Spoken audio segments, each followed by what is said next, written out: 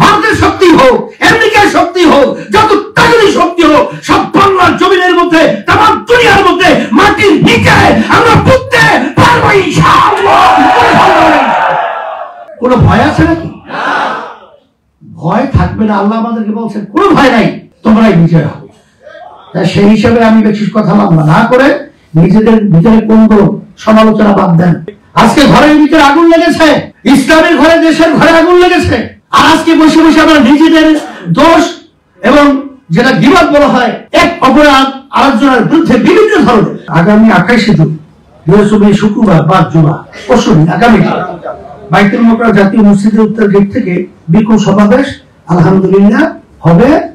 এইটা আমরা কর্মসূচি ঘোষণা করছি আর সমাবেশ করেছি। আর 5 জুলাই 2024 শুক্রবার সকাল সকল জেলা এবং মহানগরে বিক্ষোভ সমাবেশ অনুষ্ঠিত হবে।